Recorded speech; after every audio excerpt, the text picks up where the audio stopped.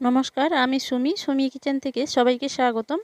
তো আজ আমি দারুণ একটা রেসিপি নিয়ে এসেছি। রেসিপিটা পুরো দেখার জন্য অনুরোধ করব। আটা আর আলু দিয়ে চপ বানিয়ে দেখাবো। প্রথম আমি আটাটা মাখিয়ে নেওয়ার জন্য এরকম একটা পাত্র নিয়েছি। তো প্রথম আমি এখানে 1 বাটি আটা নিয়েছি আর দিয়ে দিচ্ছি স্বাদ মতন লবণ আর সামান্য একটু জোয়ান। তো জোয়ানটা একটু হাতে মস্কিয়ে দিয়ে দিলাম। তো এখন আমি আটাটাকে একটা ডো আকারে তৈরি করে নেব অল্প অল্প জল দিয়ে।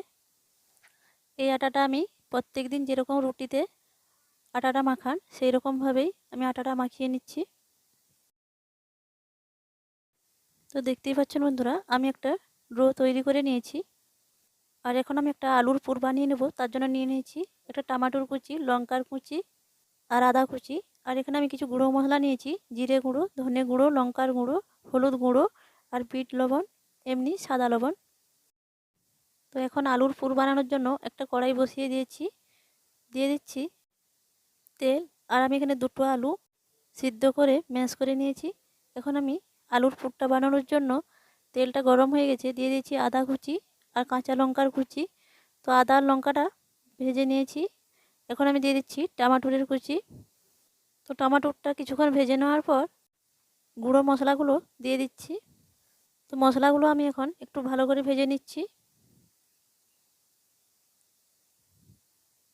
তো ভেজে নেওয়ার পর দিয়ে দিচ্ছি সেদ্ধ করা আলুটা। তো আলুটা দেওয়ার পর মশলার সঙ্গে ভালো করে আলুটাকে ম্যাশ করে নিচ্ছি।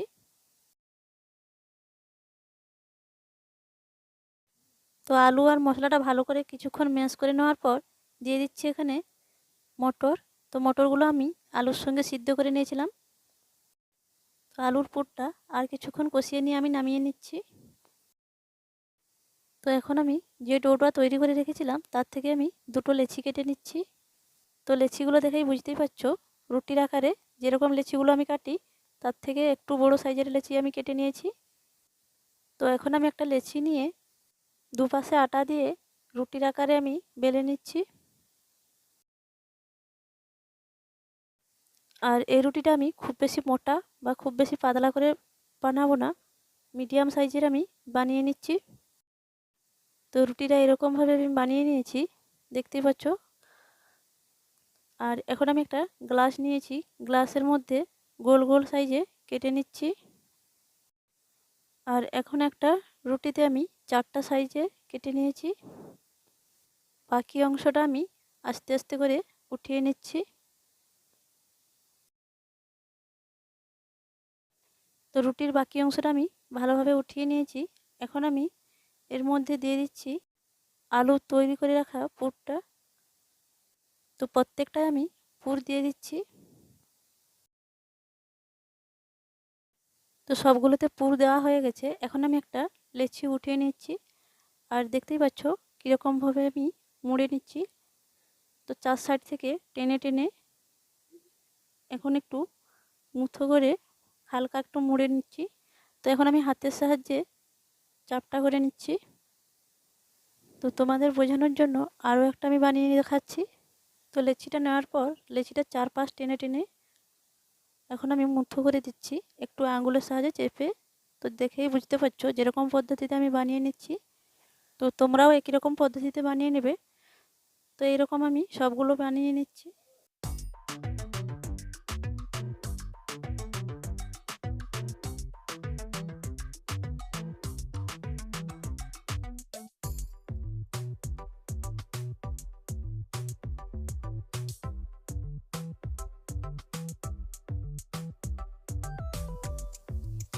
তো দেখতেই পাচ্ছ বন্ধুরা সবগুলো আমি বানিয়ে নিয়েছি।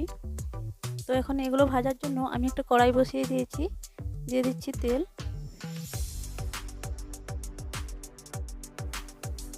তো তেলটা এখন গরম হয়ে গেছে, একটা একটা করে ছেড়ে দিচ্ছি।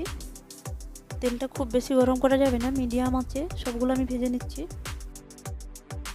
আর দেখতেই পাচ্ছ বন্ধুরা তেলের উপরে কত সুন্দরভাবে ভেসে উঠেছে।